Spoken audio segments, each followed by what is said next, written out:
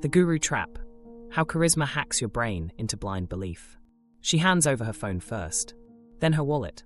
Then, after a long silence, she nods when they ask for her keys. Around her, people are smiling, swaying, whispering that she's safe now, held chosen.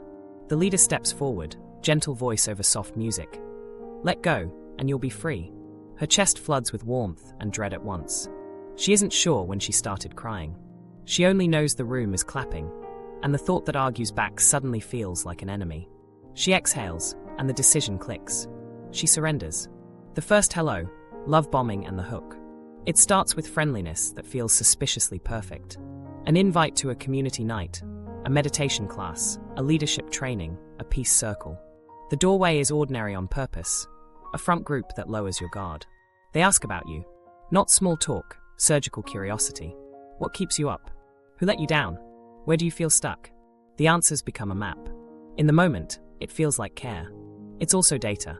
The room glows with attention. Every story you tell earns nods, contact, admiration for your courage. This is love bombing. It isn't just compliments, it's saturation. Your name said often. Your pain mirrored back with language that sounds like a solution. You were never seen until now. The first gift is free: a dinner, a workshop, a scholarship. Reciprocity clicks in quietly. You feel the pull to give something back: time, trust, a weekend.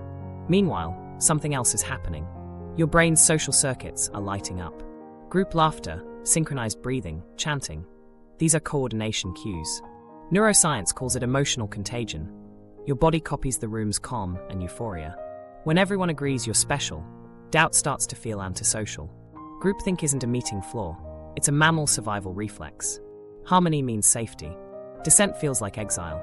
Then comes the language. It's warm and precise. Loaded words reframe your reality. They don't say problems, they say blocks. Not criticism, negativity. Not family, attachments. The phrases are easy to remember because they do one job well. Stop questions.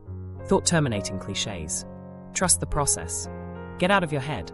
Your ego is talking. The point isn't to persuade you once.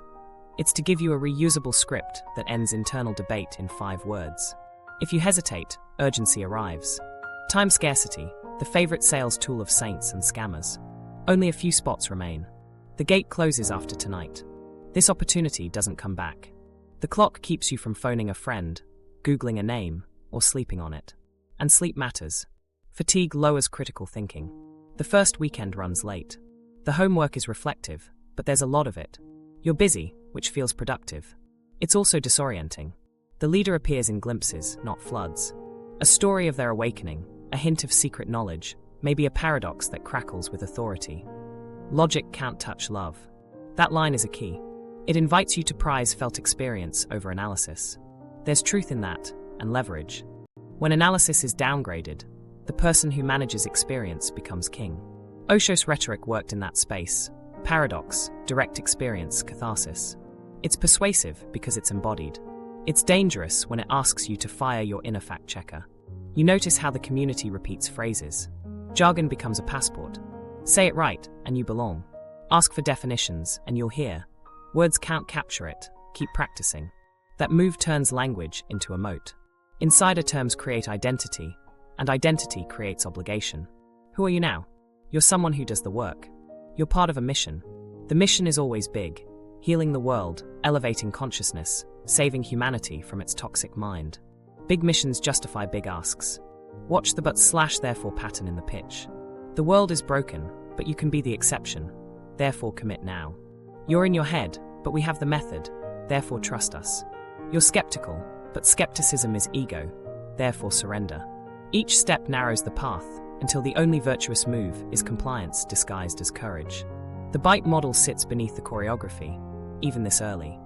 Behavior: start showing up 3 nights a week. Information: read only materials aligned with the teaching, skip the biased articles. Thought: rehearse the mantras, replace doubt with reframes. Emotion: guilt if you resist, euphoria when you comply. None of it feels sinister when the smiles are bright and the hugs are long.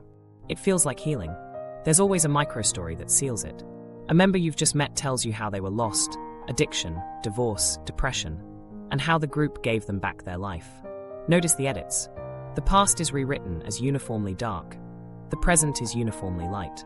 That contrast sells. It also warns you what future confessions should sound like: degrade your before, exalt your after.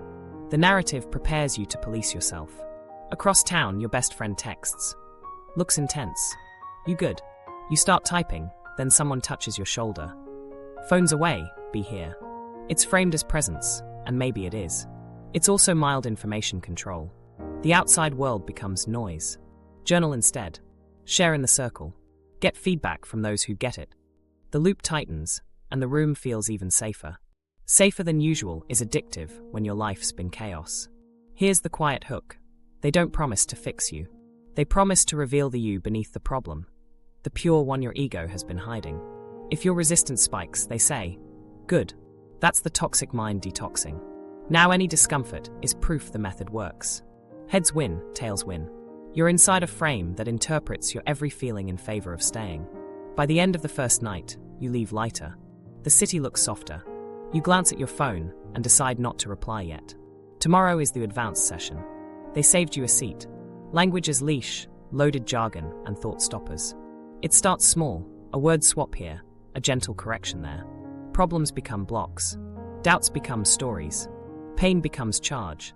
The vocabulary feels cleaner, like you're getting an operating manual for your mind. But language is doing more than explaining. It's fencing. Every new term sets a boundary around what counts as real. Jargon creates a shortcut to belonging. Say attachment instead of love, and the room nods. Say projection, and people lean in. With each adoption, you step deeper into the group's map. Ask for plain language, and the response lands soft, practiced. It can't be captured in words, keep practicing. The translation is, assume it's true, then you'll see it. That move flips skepticism into a flaw you need to fix. They teach you phrases that end conversations. Trust the process. Stay in your body. You're in your ego. Thought-terminating clichés. They sound mindful, even wise, but their job is blunt. Stop the loop that might lead you out. Amanda Montell calls this the language of fanaticism for a reason. Once these phrases lodge, you start using them on yourself. Debate rises, cliché drops, thinking kneels. Notice how critiques get relabeled as negativity, resistance, or fear frequency. A question isn't a question, it's mind. A concern isn't a concern, it's control. The reframe feels therapeutic. Who wants to be stuck in fear? But it collapses categories until dissent equals pathology. Now the only healthy move is to agree faster. Meanwhile, the leader's words carry a different charge. Personal pronouns, intensifiers, rhythm. I see you. I absolutely see your light. The elaboration warms the room, sinks breaths, greases agreement. Studies show destructive groups skew toward intensified, personal, emotionally saturated speech. It's communication that feels like feeling. When a leader says, certainly your ego is the one questioning, certainty becomes the velvet hammer. Osho's paradoxes slide right into this terrain. Logic divides, love unites. It lands like a bell. It also sets a trap. If logic divides, then your analysis is violence against unity. If your analysis hurts the group, you'll abandon it to be kind. The invitation is to live by experience. The leverage is that someone else is curating those experiences. Micro-stories reinforce the glossary. Before this work, I was unconscious, totally in ego. The past darkens, the present sparkles. The rhetoric saturates identity. You're either doing the work or in your pattern. There's no off-ramp that isn't framed as regression. Each testimonial teaches you how to narrate your life in the group's tense. Watch the Babel effect in real time. The most talkative are crowned as wise by sheer airtime. Their fluency in the code reads as insight, and you calibrate to it. Soon you're practicing your own fluency. Short sentences, approved metaphors, pre-cleared emotions. Jargon becomes performance, performance becomes status, status becomes pressure. Here's the neuroscience piece. Rehearsed language strengthens neural pathways. The cliché becomes a reflex. Echo chambers intensify it. The more you speak with those who speak like you, the more certain you feel. False consensus blossoms. You're sure everyone thinks this way because everyone you hear does. Emotional contagion amplifies it. When the circle sighs in relief at trust, your body learns to exhale on cue. Information control hides inside these words. Biased becomes any source that doesn't mirror the doctrine. Noise becomes family concern. Projection becomes any feedback that stings. You're not banned from reading, you're elevated above it. The halo is the handcuff. You self-censor because you've learned that curiosity marks you as not ready. Then the killer app, the ego. It's the master keyword: elastic, totalizing. Ego can be anxiety, questions, boundaries, memories. If everything inconvenient is ego, then any counter-evidence proves itself guilty. You say, "I'm uneasy." They say, "That's ego defending itself." Now your nervous system is a suspect, and surrender is the sentence. Mantras compress philosophy into muscle memory. Surrender tension. Open to the field. Chanted, breathed, danced. Repetition blurs meaning and deepens imprint. In trance, suggestions root. If doubt surfaces, a chorus returns. Stay with it. The rhythm crowds your inner narrator, and for a while that's a relief. Later it's a leash. Meanwhile, they seed us versus them in soft tones.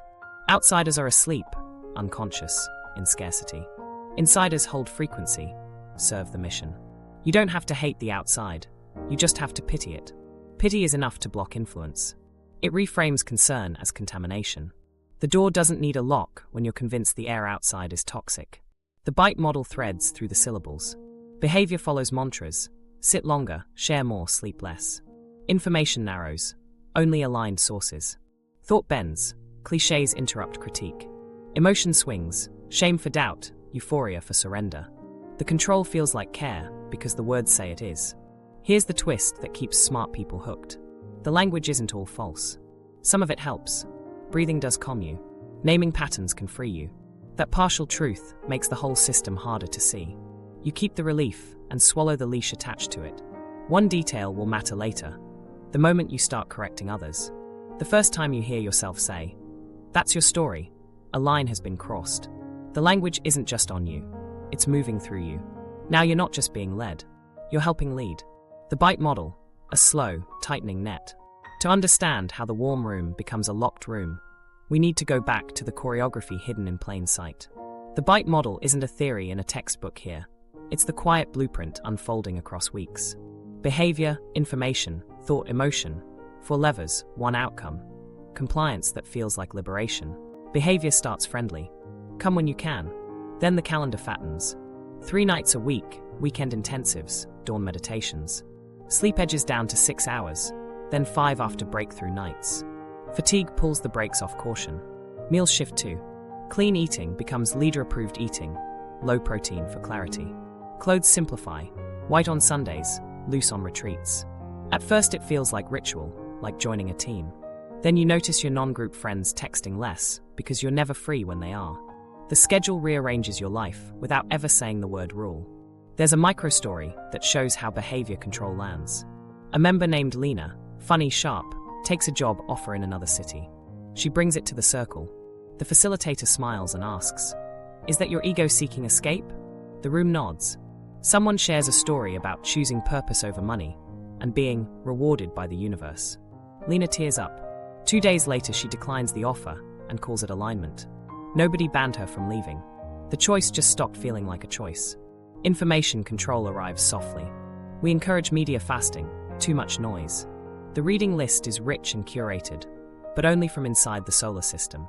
Articles that critique the group are framed as hit pieces by people stuck in scarcity. Family concerns get spiritualized. They're projecting their fear. You're not forbidden to Google the leader's past. You're asked to notice how your mind seeks confirmation of separation. The effect is the same. Sources shrink until everything you sip tastes like the same water.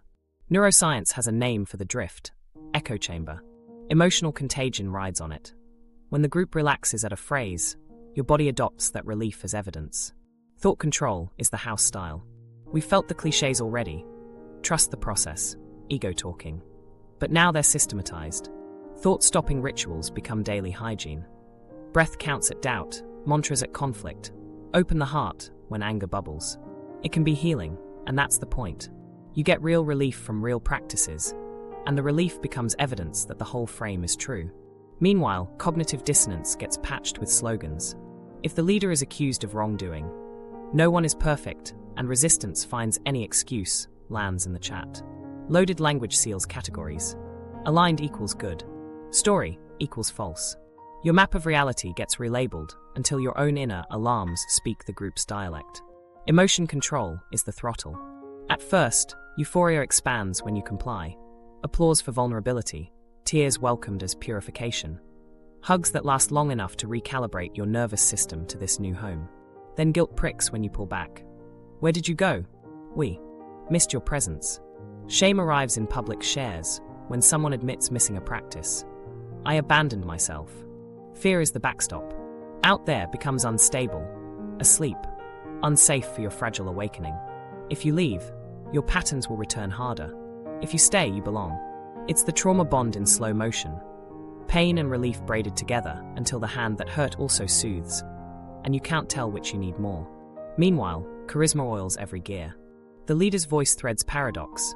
Logic divides, love unites, and your analytic mind loosens another notch. Osho's playbook hums in the background. Provoke, cat heart, reframe. Experience eclipses argument. In that glow, a new demand lands lighter. We need volunteers for the new retreat. Your weekends go. Phones outside the hall. Your private line to Dissent thins. Each small yes sets the next yes up. But / therefore. You're healing, therefore increase service. You feel doubt, therefore deepen your practice. You can't keep up, therefore your ego is flaring, double down. Groupthink takes root in the seating chart. The talkative are modeled as brave, so you talk more in the code. Interbrain synchrony, the weird, documented phenomenon where people's brains align during shared attention, makes consensus feel like truth. It's comforting. It's also a current, and you're in it. When a rare dissenting voice squeaks, the circle offers concern, not debate. Can we hold Sarah in compassion? Her pain is speaking. The content disappears. The diagnosis remains. One night, someone mentions a critical article about the group. The leader smiles gently. When light grows, moths swarm. Stay with love. The room exhales. It's elegant, and it works. Information control via metaphor. Thought control via cliché. Emotion control via safety. Behavior control via closeness. The net tightens while everyone holds hands. You start catching yourself running the same script with your sister, with your boss. That's your story. That's fear. The language leaves the room and colonizes your life. The bite model is no longer an external description. It's your daily calendar, your news feed, your inner voice, your heart rate. And the worst part? Most days it feels good. That's why it's hard to see. Why charisma works, neuroscience and social glue. To see why the warm room keeps winning, we need to look under the hood. Charisma isn't magic. It's a set of cues your nervous system reads as safety, meaning, and momentum. When a leader's voice drops into a steady cadence, when eye contact lingers, when stories land with clean arcs and hopeful payoffs, your body leans forward before your mind votes. Oxytocin rises with perceived trust and affiliation. Dopamine spikes on anticipation. A breakthrough is coming, and your brain starts chasing the next hit of relief.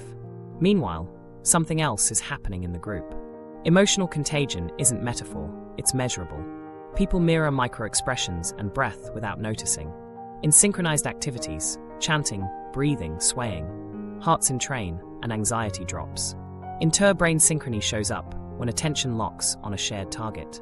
Neural patterns align, and consensus feels less like an argument won and more like gravity. That felt unity is soothing. It also dampens dissent because discord now lands as a physiological jolt, not just a social risk. Charisma rides this current with technique. Persuasive speech in high-control groups tends to be intensely personal and certain. I see you. I know what you're capable of. Personal pronouns plus intensifiers build a bridge that feels intimate. The Babel effect crowns fluent talkers as authorities. They fill silence, offer metaphors, repeat mantras. Volume becomes validation. Your brain mistakes fluency for truth because processing ease reads as accuracy. It's a cognitive shortcut, and it's exploitable. Now add loaded language. When a leader packages complex realities into simple binaries, ego versus essence, align versus story, your cognitive load drops. Relief is pleasant, so the brain rewards the source with trust. Thought-terminating clichés become neural speed bumps. The more you rehearse them, the more automatic they get. You think you're choosing trust. Your circuitry is following the path of least resistance you've paved with repetition. Echo chambers close the loop. As information narrows to aligned sources, the false consensus effect swells. You start feeling like the world agrees with what the room agrees on, because that's the world you're seeing. Group polarization nudges positions toward extremes through repeated, one-sided affirmation. It doesn't feel extreme inside the chamber. It feels consistent. Consistency is a core human drive. Dissonance is uncomfortable, so the system, clichés, chants, curated stories, buffers it fast. Osho's style shows why this works even on skeptics. Paradox destabilizes rigid categories. Logic divides, love unites, and invites you into direct experience. In a vacuum, that can be honest and freeing. Inside a managed environment, it becomes a lever. If analysis is suspect, then the person orchestrating experiences gains leverage over your conclusions. Catharsis, crying, laughing, shaking, releases tension and floods the body with signals of relief. The brain bookmarks the setting and the messenger as sources of safety. Next time doubt rises, your body remembers the exhale that followed surrender and steers you back. Authority also taps old wiring. Humans calibrate to status cues, posture, scarcity of access, centered seating, testimonials. When the leader appears last, speaks least, and gets the longest ovation, your brain tags them as high value. Obedience research shows how quickly people outsource moral calculus under perceived authority, especially when responsibility is diffused. The group holds you. In circles where language dominates, accountability smears across the floor. You feel carried. You also stop asking who's steering. Isolation amplifies the pull. Reduce conflicting inputs, increase time on task, regulate sleep, and you prime compliancy. Fatigue narrows options. A simple story with a hero and a method beats a complex, uncertain reality when you're tired. The bite levers engage the same biology from 4 sides. Behavior routines create ritual comfort. Information hygiene scrubs friction. Thought scripts ease cognitive strain. Emotion choreography pairs pain with soothing from the same hand. Trauma bonding grows when the source of hurt is also the source of relief. The cycle sticks because leaving threatens to rip away both the problem and the anesthetic. Here's a quiet irony. Much of what works here is healthy in other contexts. Synchrony bonds choirs and teams. Mantras steady anxious minds. Paradox breaks stale thinking. Testimony helps people feel less alone. The danger is concentration without counterbalance. Techniques stacked, dissent pathologized, outcomes tied to a single gatekeeper. In that stack, charisma isn't sparkle. It's a control interface your nervous system keeps logging into because it feels like home. Watch for one moment. The instant consensus starts to feel like truth in your bones. That sensation is the social glue doing its job. It's also your cue to cross-check. Seek a disconfirming detail. Call someone outside the circle. Ask for slow time, not just deep time. You're not broken for wanting the exhale. You're human, and humans are persuadable in ways that feel like love. Groupthink, when harmony kills doubt. While all that language is rewiring your inner narrator, the room is training your instincts about what's safe to say. Groupthink doesn't arrive with a banner, it arrives with a glance. Someone raises a concern, and 10 faces soften in unison. Not debate, comfort. Can we hold them? The content is sidelined by care. It feels kind. It also removes friction, the thing questions need to catch. 3 days earlier, a small circle split over a simple logistics issue, moving a retreat date. One person noted childcare costs. Another mentioned non-refundable flights. The facilitator smiled. Where does your need to control come from? The room hummed. The practical problem became a personal defect. The date didn't move. The lesson landed. Harmony outranks reality. Here's the mechanism. In a cohesive group, dissent risks status. Your nervous system reads disapproval as threat. Add synchronized rituals, breath, chant, sway, and you've built an engine for interbrain synchrony. The more bodies align, the more disagreement feels like stepping out of a moving stream. That jolt isn't just social, it's physical. So you step back in. Meanwhile, the false consensus effect blooms. Because everyone you see endorses the same view, you overestimate how widely it's held. Your phone feeds the loop, group chats, internal podcasts, curated quotes. Information homogeneity speeds up agreement, and agreement masquerades as truth. When someone mentions outside criticism, the chorus knows its cue. That's fear. Emotional contagion, rehearsed. Watch how the but/therefore pattern governs meetings. We hear your concern, but that's scarcity, therefore breathe into abundance. The structure resolves tension without solving the problem. It's elegant.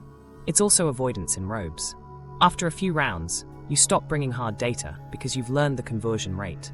Facts turn into stories, spreadsheets into fear frequency. A micro-story. Matteo runs finances for the center. He flags a shortfall. The leader thanks him, then pivots. Where are you withholding your devotion? The circle turns toward Matteo's heart, not the ledger. He cries, apologizes for distrust, and pledges to volunteer more hours. The shortfall remains. The room applauds a breakthrough. The budget doesn't. What nobody names is diffusion of responsibility. In a tight group, language smears accountability. We'll feel into it. We'll hold the field. No one owns the outcome. Everyone owns the vibe. That structure makes dramatic decisions possible. Blown schedules, sudden relocations. Because the cost floats. When it lands later, the story is ready. Growth requires sacrifice. Now add thought-terminating clichés as circuit breakers. The moment momentum dips, someone drops. Trust the process. It's a relief valve. It's also a stop sign. Over time, your brain learns to associate relief with compliance. Dissonance equals ego. Compliance equals alignment. The labels become habits. The habits become reflexes. Isolation tightens the spiral. When your time, diet, and sleep are regulated, you have fewer private hours to compare notes with outsiders. The only people you debrief with are on the same script. Neuroscience has a blunt prediction. Polarized groups polarize further with repeated, one-sided affirmation. Inside, it feels like maturing. From outside, it looks like a narrowing hallway. Here's where Osho's paradox rhetoric sneaks back in. Truth is beyond argument. Inside a contemplative setting, that points you to silence. Inside a high-control group, it defangs critique. If your questions can be framed as lower mind, then posing them signals regression. You love these people. You don't want to be the one dragging the vibe down. A friend visits a public talk and later asks about rumors. You start to answer, then hear yourself say, "That's just your projection." The phrase buys you time, but it also shuts a door. Groupthink isn't always top-down. It's peer-to-peer, self-maintained. The community polices the edges because identity is now tied to consensus. Break consensus, threaten identity. Then comes a crisis night. A senior member announces they're leaving. The leader breathes, whispers, "We bless your path." The circle exhales, then shares stories of this person's ego flares, their pattern. Affection remains, respect fades. By the end, the departure reads like inevitable failure. The group feels safer. That's the sealant. Exits are reinterpreted as proof that staying is right. If you're inside and feel the tug to raise a hand, try a quiet test. Ask for data alongside devotion. If the room can't hold both, you're not dealing with unity. You're dealing with harmony at all costs. And harmony at all costs collects a bill. It charges your curiosity first. Then it charges your life. Identity reconstruction, becoming us. 3 weeks in, the mirror starts answering in plural. You catch yourself saying, "we" about choices that used to be yours. It doesn't happen with a pledge. It happens with 1,000 edits to your story until the old you sounds like a cautionary tale and the new you sounds inevitable. This is identity reconstruction. It's not a haircut. It's a rebuild using your own bricks, rearranged until the house faces the leader's door. They start by mapping your values. Family, creativity, fairness, freedom. Then they translate. Family becomes attachments. Creativity becomes service. Fairness becomes surrender. Freedom becomes discipline. None of those words are wrong by themselves. In the new grammar, they point toward one outcome: more devotion, more hours, more porous boundaries. You feel principled, even noble, as you swap labels. That's the craft. Your virtues are reused against your former configuration.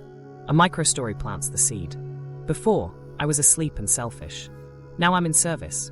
It's tidy, heroic, contagious. Your past gets repainted in grayscale, your present in high saturation. The contrast teaches you how to narrate yourself. The group applauds when you renounce old wins as egoic. The promotion, the relationship, the degree. Each renunciation loosens a root. Each cheer binds a new one. Ritual speeds the shift. Confession circles ask you to own your patterns. You speak shame aloud, and the room alchemizes it into belonging. The relief is real. The framing locks in. Next, confession turns outward. You start naming others' patterns, reflecting, with approved terms. That's the pivot. The language that reworked you starts deputizing you. You earn trust by helping to sculpt your peers into the same shape. The wardrobe changes aren't about fabric, they're flags. Whites on holy days, malice on the wrist, slogans on the tote. Do the work, trust the field. You don't dress to be seen, you dress to be recognized. Jargon becomes jewelry in your mouth. Shorthand nods across rooms replace long explanations. When your sister asks what you're into, you find you can't explain without the glossary. That's a feature, not a bug. Translation fatigue keeps conversations inside the house. Isolation masquerades as refinement. Protect your field. That means step back from friends who roll their eyes. Guard your energy. That means skip the family dinner where questions live. You tell yourself you're minimizing noise. Practically, you're shrinking the number of people who remember your before. Without those mirrors, the new reflection consolidates. Leaders model the end state. They carry paradox like a passport. I am nothing, therefore everything serves through me. It reads as humility and crowns as authority. You try the cadence on in your journal, then in a share. The room glows. That glow backlights the new identity. Humble, surrendered, special. An elite who renounces elitism. Us versus them doesn't need sharp teeth here. It just needs a halo. We're stewards, not better. Better is implied. Meanwhile, service ramps. Volunteering isn't tasks. It's identity rehearsal. Chairs lined in perfect arcs, flowers arranged to hold frequency. Social posts written in the house voice. Your hands learn the shape of the group's values faster than your mind could. By the time you notice how often you say mission, your calendar already says it for you. Work, sleep, group. The triangle closes. Here's where neuroscience hides in plain sight. Repetition plus reward rewires. Every time you narrate your past as fallen and your present as found, emotion surges and the story sticks. Emotional contagion cements the chorus. 10 people nodding when you say my pattern turns your sentence into a fact your body believes. Inter-brain synchrony during rituals makes that belief feel like a shared self. Identity fusion follows. You stop feeling like a person in a group and start feeling like a person only through the group. The ego story seals it. There is no you to defend. If you push back, it's ego. If you yield, it's essence. That frame doesn't erase the self. It relocates it from the person who wonders to the person who obeys. Boundaries redraft as trust. Preferences redraft as conditioning. The leader's needs often sit at the intersection of your new virtues. Then comes the fracture test. A friend says, you've changed. In the old map, that could start a talk. In the new map, it's proof they're asleep. You bless them and step away.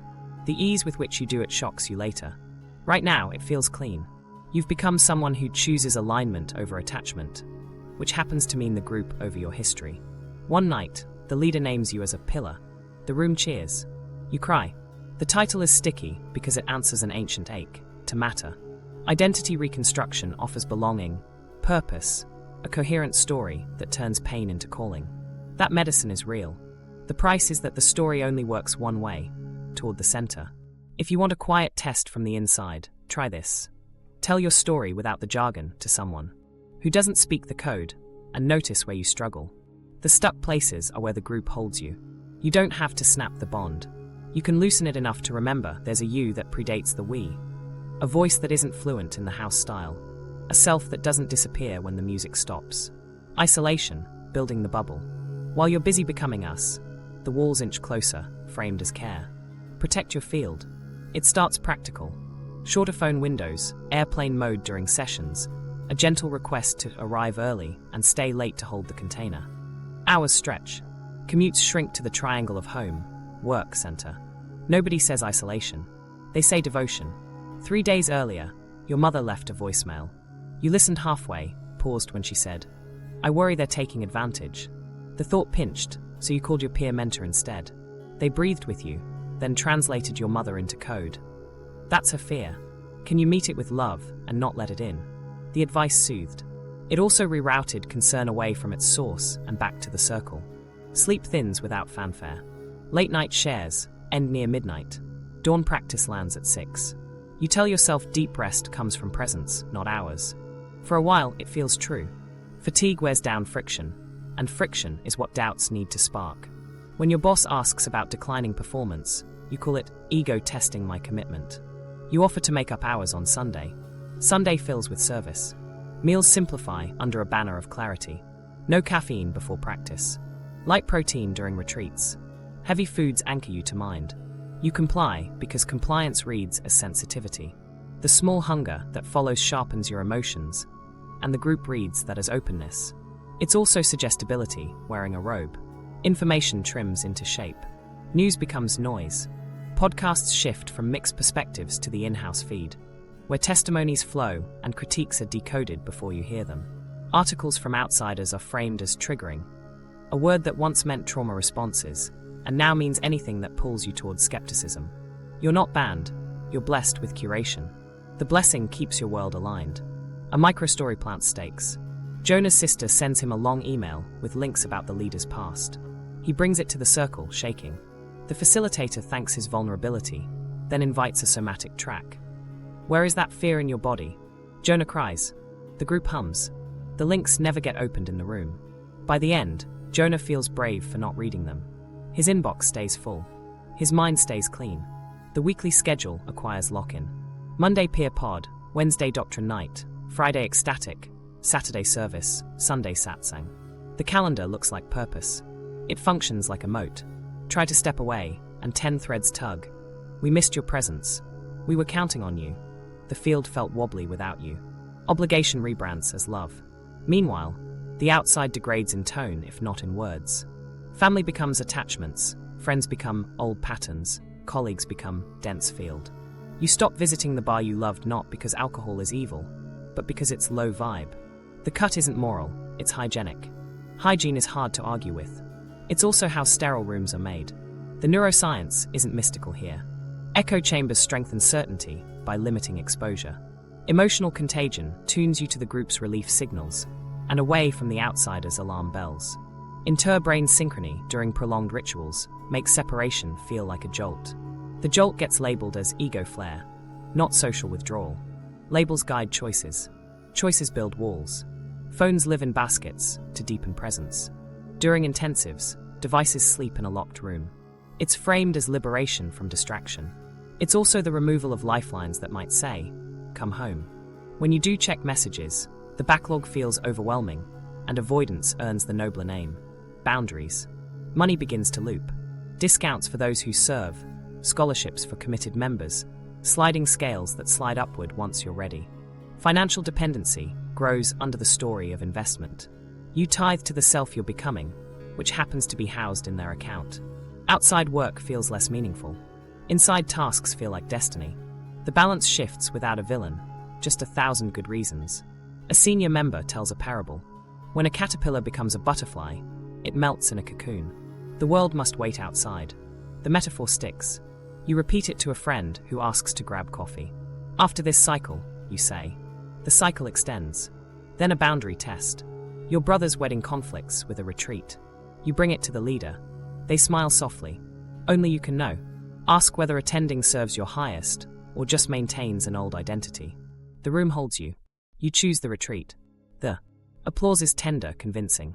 You send your regrets with a long, loving email about growth. Your brother replies, "I miss you." You stare at the screen, hear the chant in the next room, and put the phone back in the basket. Isolation didn't arrive with chains. It arrived with choices that felt aligned. That's why it's sturdy. Each choice was reasonable alone. Together, they built a bubble that talks in your voice. Fear, guilt, and the punishment economy. Meanwhile, something else starts running under the hymns. A price list, invisible but felt. The economy isn't money, it's approval. The currency is belonging. The taxes are fear and guilt. It begins with tiny fines you pay in feelings. You miss a dawn practice. In the next circle, someone smiles gently. "Where did you abandon yourself?" The room hums. That sentence is elegant because it flips cause and blame. You didn't skip a ritual, you betrayed your essence. The pang you feel is framed as conscience. It's also conditioning, teaching your body to associate deviation with shame. 3 days earlier, Mira confided a crush outside the group. The facilitator thanked her bravery, then asked, "Is that your pattern seeking comfort?" Heads nod. The subtext is clear. Desire equals regression, unless it runs through sanctioned channels. Mira tears up, promises to choose the work. The applause is warm. The lesson is cold. Pleasure costs status unless it pays a tithe to the doctrine. Fear arrives wearing care. The world is loud, they say. Your old patterns will come back stronger if you break this container too soon. It's framed as protection, and sometimes it is. It's also a threat with a halo. The risky outside becomes a haunted house. If you do leave and feel lost, the prophecy self-validates. See, we told you. Heads win, tails win. Punishments stay soft at first. Less eye contact from senior members. Fewer, we felt your presence texts. Invitations that used to arrive don't. Social oxygen thins. In a system built on relief, that's enough to tighten compliance without a single rule. You learn the exchange rate. Alignment buys warmth, hesitation buys weather. Then come public reckonings, staged as healing. Someone missed a payment or a practice. They're invited to recommit in front of the field. The leader's voice goes velvet firm. Where did fear run your life? The person owns it, uses the house words, promises deeper devotion. The circle cries, claps, bathes them in love. It feels like restoration. It's also a warning to everyone else. Stray, and your contrition must be scenic. The bite levers spin together here. Behavior enforces penance. Extra service shifts, longer sits. Information reinterprets consequences. The universe mirrors your commitment. Thought supplies the scripts, ego flared. I abandon myself. Emotion does the whip and bomb, shame, then absolution. Trauma bonding swells. The hand that stung also soothes, and you cling tighter because relief lives here. A micro story breaks the pattern into view. Daniel, one of the first to greet you on day one, stops attending Friday nights. He says work is intense.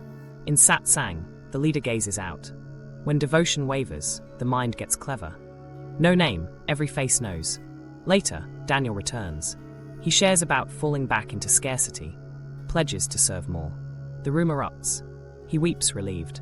He's back in the black. Fear sharpens around exits. The stories circulate quietly. A former member got in an accident. Their field collapsed. No direct cause claimed, just a cautionary murmur. Suggestion does the work. Your nervous system connects dots it was primed to see. If you're tempted to step away, your stomach flips with images of bad luck. That's not prophecy. That's conditioning plus superstition, rehearsed until it feels like wisdom. Guilt expands its jurisdiction. Saying no to a volunteer shift feels like saying no to your purpose. Attending your niece's play instead of doctrine night tastes like betrayal, then gets relabeled as choosing comfort. The word comfort takes a beating here. It's not a couch anymore, it's a sin. Staying in discomfort for the mission reads as virtue. The line between resilience and self-erasure blurs. Language tightens the leash. Your being negative replaces, you have a point. Your ego is loud replaces, I disagree. That's your story replaces, this hurts me. Thought-terminating clichés become bludgeons you swing at yourself first. Each swing costs you a piece of your inner advocate. In time, that voice only pipes up to beg for the approved punishment. Longer sits, deeper breath, more surrender. Isolation multiplies penalties by narrowing alternatives. When the group is your social, spiritual, and sometimes economic world, any dip in standing is triple taxed. You risk losing friends, meaning, and the structure that organizes your days. The safest way to avoid that loss? Perform contrition early. Confess proactive. Volunteer to carry the heaviest boxes. You call it devotion. Your body calls it appeasement. Osho's paradox rhetoric slips into the justice system. Suffering is a gift, someone quotes. Used with care, that line points to growth.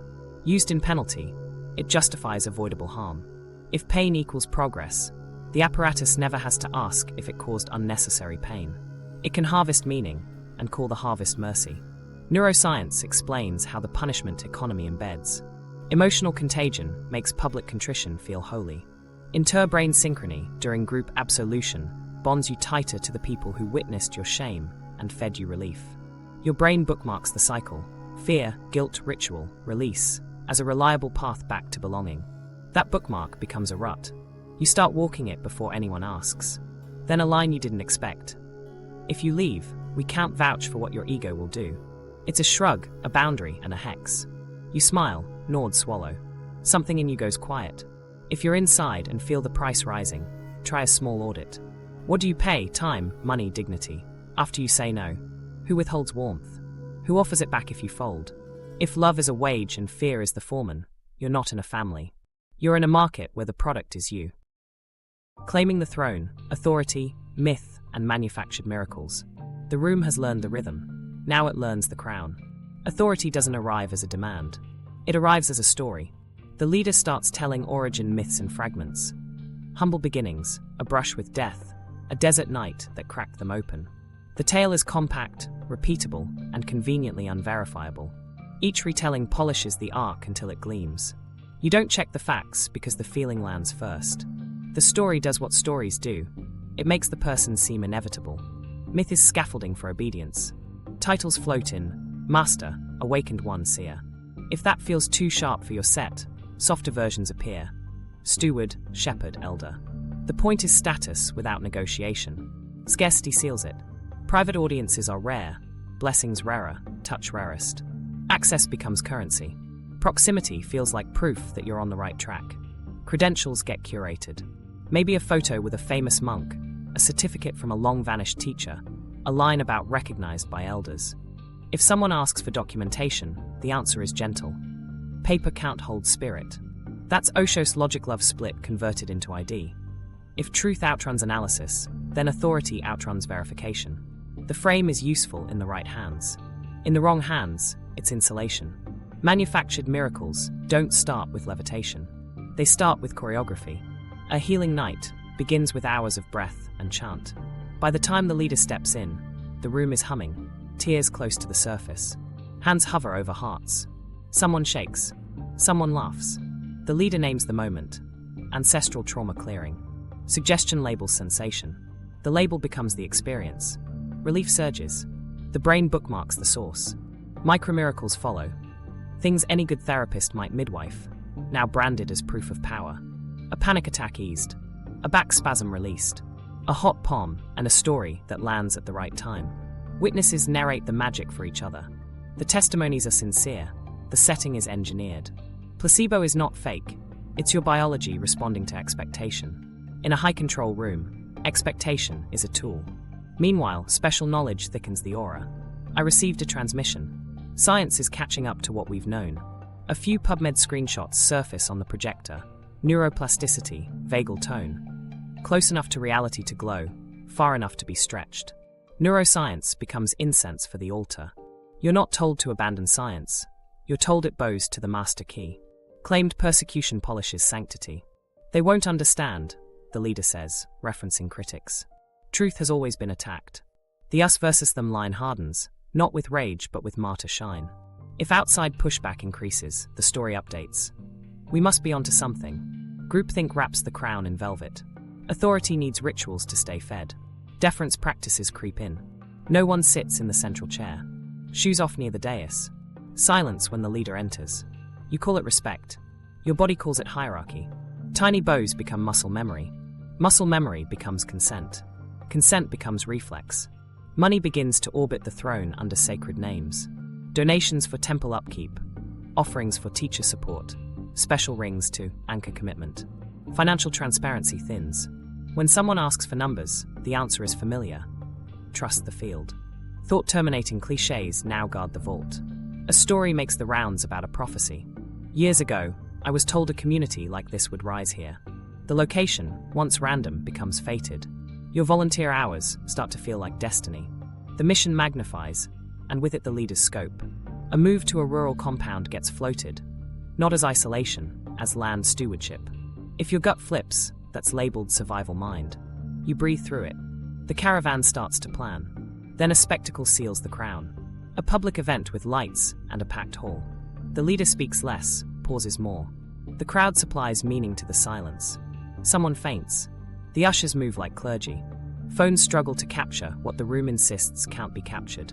By the end, you're not sure what happened, only that it felt bigger than you. That bigness, skillfully harnessed, becomes the argument for more control. Witness how challenges are handled. A former insider posts detailed concerns. The leader responds only in parable. A farmer and a snake, a lesson about compassion and venom. The room nods, grateful to avoid specifics. Information control via fable. Thought control via interpretation. Emotion control via pity for the wounded. Behavior control via renewed pledges. The throne remains untouched. Here's the hinge. Authority, real authority, can survive questions. Manufactured authority must metabolize doubt into sin or symptom. If every request for receipts becomes ego, If every contradictory fact gets refiled as fear, you're not being led, you're being managed. Charisma is a gift. In this setup, it's also a lock. Trance, ritual, and self-hypnosis. By the time the leader says, "Close your eyes," your body is already trained to obey. Trance here doesn't look like a swinging watch. It looks like a room breathing together for 20 minutes, a drum that never quite lands, a voice that rides the beat with simple verbs. Open, soften, release, until language becomes background music. You're not being hypnotized, they'll say. You're remembering. The distinction feels kind. Functionally, your attention narrows, your critical chatter dims, and suggestion can walk right in. Ritual builds the runway. The same order, the same seat, the same chant. Predictability lowers uncertainty, which lowers vigilance. You know the next move before you make it. That familiarity is soothing and, in this setting, disarming. The leader's cadence is deliberate. Slow enough to sound wise, certain enough to feel safe.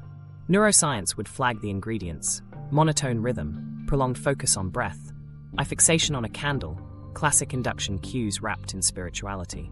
You call it presence. Your brain calls it a trance-friendly state. Repetition does the heavy lifting. Mantras compress complex ideas into sound bites your tongue can keep up with when your mind can't. Trust. Open. Surrender. Spoken softly, then chanted, then sung. Meaning blurs as rhythm takes over. That blur is part of the point. If words stop carrying precise definitions, they can carry whatever the speaker loads next. In that pocket, a suggestion becomes a seed. Notice where your ego resists. You do, because the prompt tells you where to look. A micro-scene shows the glide path. The lights go amber. Breath counts begin. By minute 7, the room sways. A bell. The leader says, "Scan for tightness." Foreheads crease, then melt. Let the old story drain out. Tears. Let the field hold you. Hums. No command sounded like a command. Each instruction piggybacked on the last, and your compliance felt like discovery. That's self-hypnosis with training wheels. You supply the imagery, they supply the frame. Movement rituals stack the effect. Spinning, shaking, ecstatic bursts. Each interrupts linear thought and invites a flood.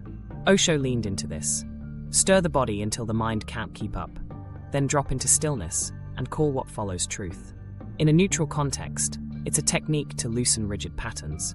Inside a high-control room, it's a way to unhook analysis and dock it at the leader's peer. The catharsis is real. The timing is curated.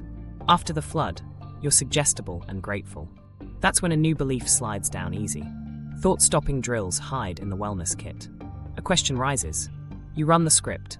Breathe in for 4, out for 8, label thinking. Return to mantra. Mindfulness is a good tool. Here, it's used to pause the only part of you that might object.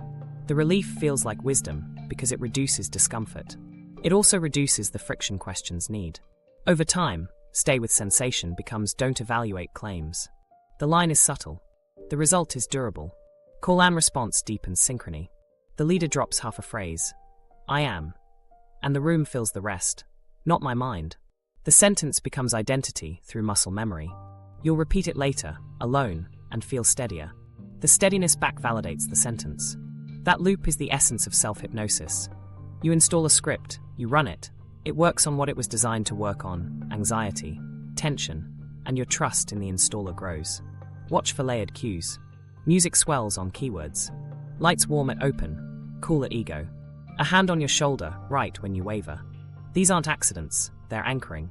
Pair a sensation with a suggestion enough times, and the sensation cues the state. Later, a song on the studio playlist can tilt you into compliance before anyone speaks. You'll call it sacred nostalgia. It's conditioning with incense. Dissociation can wear a halo here. Someone reports floating, losing edges. The leader names it pure awareness. Sometimes it is a break from rumination. Sometimes it's a stress response. If that state is always framed as progress, you'll chase it, even when your responsibilities need your edges intact. Re-entry gets harder. The world outside seems coarse, chaotic. The room's smoothness becomes the only place you can think. That dependency isn't side effect. It's a feature that tightens the bond. Self-hypnosis extends into daily life as micro-rituals. A pinch of molar beads before tough calls, a silent mantra in traffic, a breath pattern before you read a critical article. The techniques are handy. They also preload your nervous system to choose calm over curiosity when curiosity might crack the story. If calm becomes the highest virtue, urgency can't get a word in, even when it should. Meanwhile, testimonies canonize trance outcomes. I saw my past lives. My back pain vanished. Credible or not, the framing is always the same. The method works because surrender works. Placebo isn't a fraud here, it's fuel. Expectation shifts physiology. Relief lands. The room attributes the relief to doctrine, not to your body's capacity. Credit accrues to the center. The final gear is escalation. What's soothed at level 1 becomes baseline. To feel the same release, you go deeper. Longer sits, harsher fasts, more hours of movement. The ladder is pitched as devotion. It's also tolerance. Your system adapts. The dose rises. The part of you that notices the climb has a name in the house lexicon. Ego, resistance, fear. You breathe through it. You pass your phone to the basket. You go under again. Extraction, time, money, and bodies. By now the rhythms are set, which is when the asks start sounding like invitations you gave yourself. Time is the first tithe, because it's the least controversial to surrender. If you feel called, we're opening a deeper container. That means extra mornings, late nights, whole Saturdays folding chairs and drafting emails. Service becomes the proof you're becoming who you said you wanted to be. When your calendar groans, the script is ready. Notice where your ego resists surrender. You don't say, I'm tired. You say, I'm meeting my edge. Fatigue translates as progress, and progress asks for another hour. Money follows devotion like a shadow. It starts tender. Give what feels aligned. Then alignment acquires tears. There's general admission, for the newcomer you used to be, and pillar level, for the person you are now. Pillar costs more. The extra buys access. Smaller circles, a seat closer to the dais, a blessing that lands like a brand. Scarcity sweetens it. Only 12 spots. Urgency does the rest. If you hesitate, someone whispers your transformation back to you. Don't shrink right when you're expanding. You sign. The number makes you wince. The wince gets labeled scarcity, not math. Finances start looping into identity. You're taught to call payments offerings, refunds misalignment, budgets fear stories. When someone asks for transparency, the room exhales into the mantra, trust the field. You trust because the room has delivered relief before. Relief becomes interest charged on every new charge. Scholarships exist, but they require service hours that replace your weekends. You invest sweat when you can't invest cash, and the exchange rate always favors the house. Then bodies. Not at first, not overtly. The group has been touching you for months. Hugs that last, hands on shoulders, palms on foreheads. Consent is implied by context. This is a safe space. Touch calibrates to trance. In healing nights, the leader's hands migrate, temples, chest, belly, framed as energy work. You watch others melt and think you should soften too. If a boundary bristles, you're invited to explore the contraction. The language turns your no into a growth edge. That's clever because it makes your discomfort a problem you can solve by ignoring it. Microstory. Ava, 27, joined after a breakup. In a private integration, the leader holds her hands, then her waist, whispers about trusting the masculine. She freezes, then remembers the script. Trust, open, surrender. Later, she calls what happened a breakthrough. Months pass. When a whisper spreads that similar breakthroughs happened with others, the room protects the myth by protecting the method. Projection, they say. Puritan conditioning. The leader calls it sacred work. Bodies become currency, traded in the language of healing. Extraction hides in logistics. Phones in baskets means no photo of a boundary crossed. Late-night sessions mean rides home, offered by seniors you feel indebted to. Travel retreats require deposits months ahead, locking you into plans your family will orbit. Work shifts to accommodate doctrine nights, and when your boss pushes back, you ask the circle how to hold your purpose. Someone says, maybe this job has served its cycle. Quitting feels like freedom. It also untethers your income from the world and ties it to the center. Now discounts and team stipends feel like salvation. Meanwhile, guilt accrues interest. If you balk at a price, the story writes itself. Where is money still your god? If you miss service, where did you abandon the field? If you draw a line on touch, where does shame still run you? Every boundary you try to assert arrives pre-labeled as low consciousness. You learn to pay instead of speak. The bite levers hum. Behavior, more hours, more labor, cements dependence.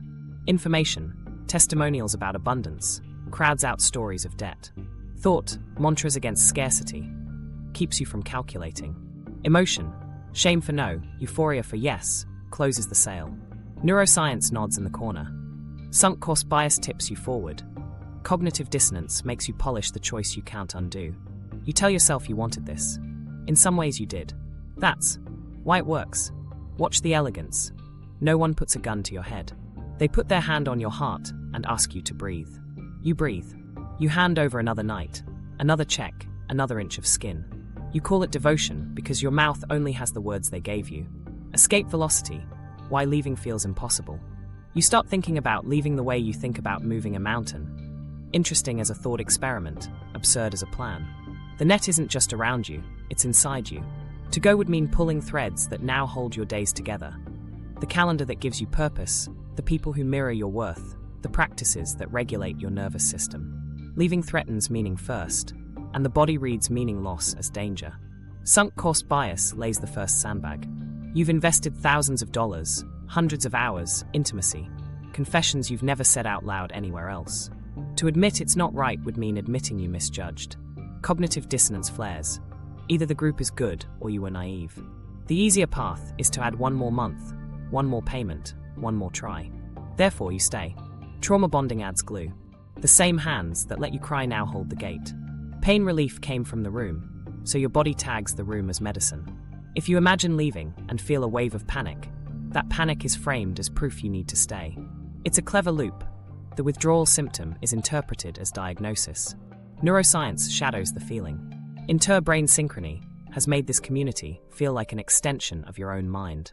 Separation threatens that alignment. Emotional contagion taught your body to settle when the circle settles. The thought of sitting alone without the hum feels like freefall. The echo chamber tightened your certainty. Outside voices now sound wrong at the level of sensation, not just opinion. Identity fusion raises the stakes. You no longer have a self that exists cleanly outside the we. Your wins are for the mission. Your grief is held by the field. If you step away, who are you at 7 p.m. on a Wednesday when Doctrine Night used to anchor you? The blank space is scarier than the problematic space, you know. Then comes fear, quiet but pointed.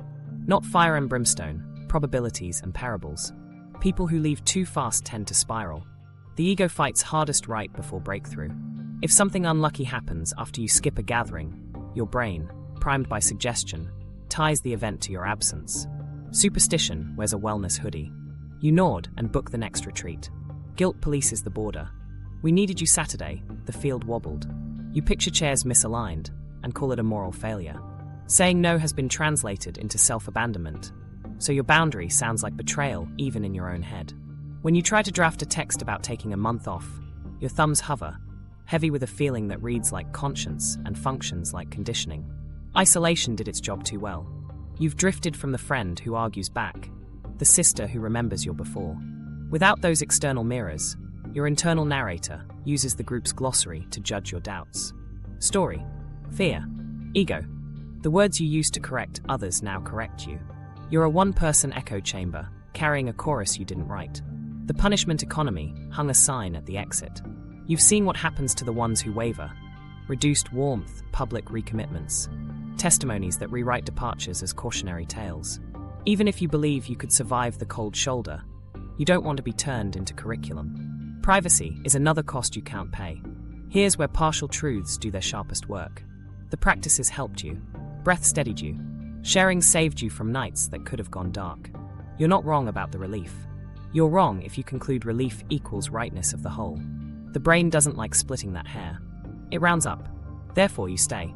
So what does escape velocity look like from the inside? It's not a sprint. It's a rebalancing of forces. Start with a second source of regulation. Something that calms your nervous system outside the room. A therapist unaffiliated with the group. A running route. A choir where no one says field. Your body needs proof it can feel okay elsewhere, or fear will read departure as threat. Rebuild heterogeneity in your inputs.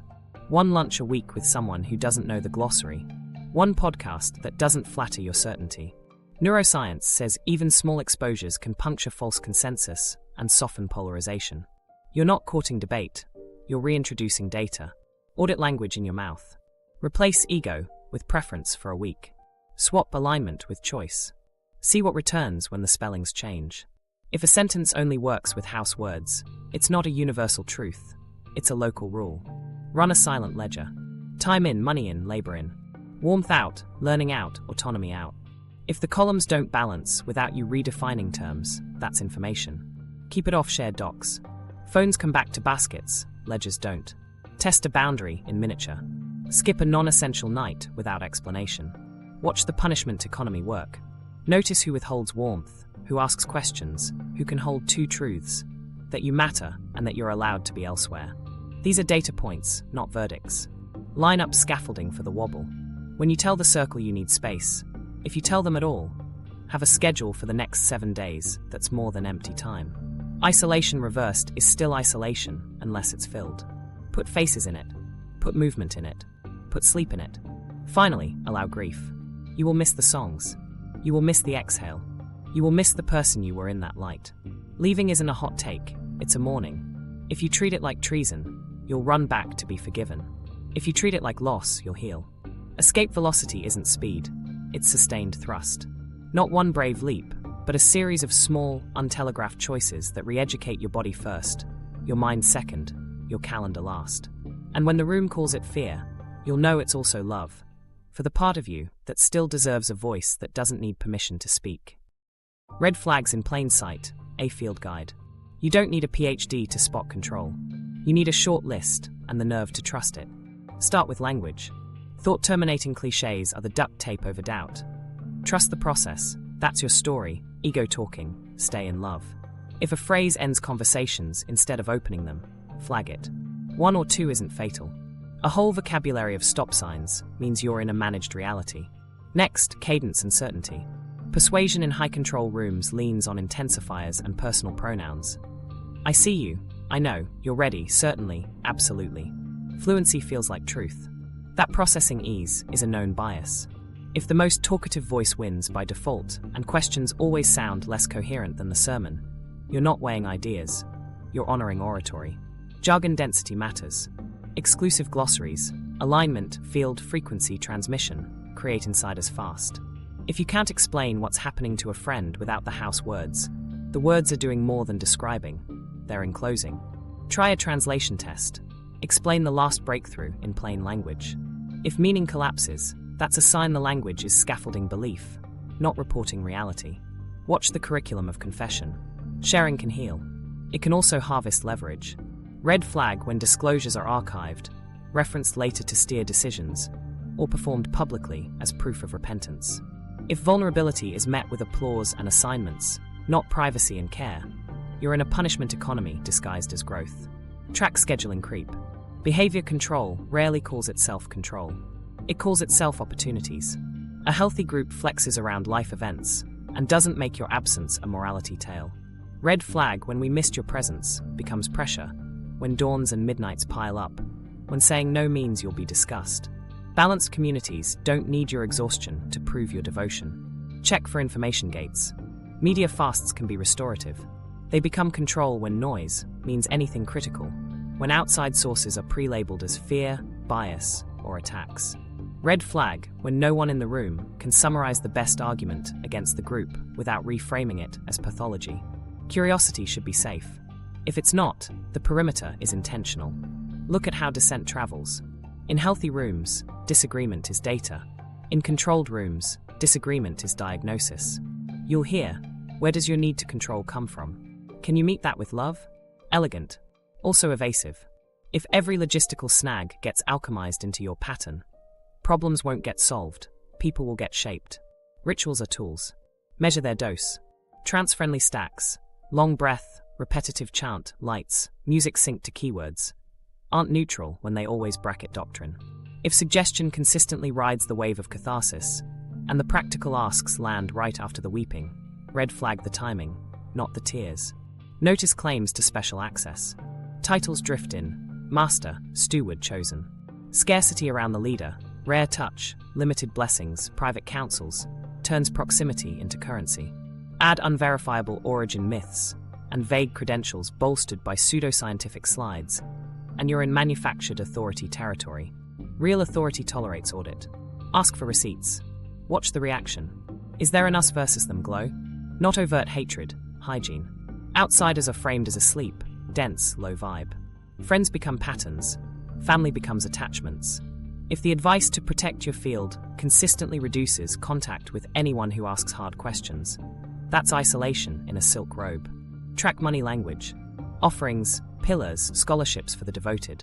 Sliding scales that always slide up. Transparency replaced by trust the field. Red flag when budgets are mystical. When refunds equal misalignment. When scarcity is your flaw, but the price is sacred. Autonomy includes informed consent. Informed requires numbers. Touch needs the simplest rule. Explicit consent, every time, no theology. If boundaries are reframed as contractions to be breathed through, if healing involves unsought intimacy, if anyone suggests shame is the only thing between you and surrender, your body is being negotiated by a doctrine. Step out. Watch exits and how they're storied. Do levers become cautionary tales? Are accidents and bad weeks woven into a moral about leaving the container too soon? If every departure is explained as ego, fear, or betrayal, the narrative protects the center, not the truth. Ask whether anyone has left and been blessed without reinterpretation. Check the mix of inputs. Echo chambers grow when all roads lead back to the same quotes, podcasts, testimonies. If every example proves the model, and no counterexample survives translation, you're in confirmation theater. Healthy groups plant disconfirming details in the soil on purpose. Scan for diffusion of responsibility. We'll feel into it. We'll hold the field. Beautiful phrases can hide authority that never answers a question straight. If logistics, money, and harm concerns dissolve into parable, the story is doing a job. Demand pros. Finally, test small. Skip one non-essential night. Ask one concrete question. Draw one clean boundary. Red flags aren't concepts, they're responses. If warmth drops, labels fly, and your no is pathologized, you've got your answer. A family can tolerate space. A fortress can't. Healthy communities versus cult dynamics. After all the traps, it's fair to ask, what does healthy look like?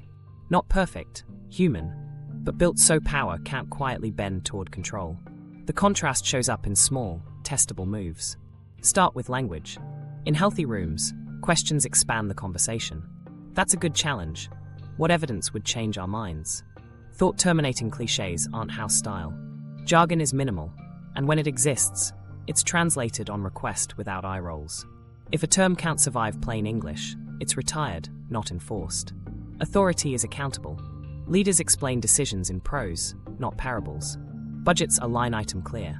Credentials are verifiable, and when they're not, they're named as personal lineage, not science. Titles don't float, roles do, rotating facilitation, open elections for stewardship, term limits that actually end terms. A leader can be loved and still be audited. Audit is embraced as care, not framed as attack. Rituals are tools, not gates. Practices regulate nervous systems, but they're decoupled from doctrine and money. Breathwork doesn't bracket sales. Tears aren't scheduled to land before the ask. Phones aren't confiscated.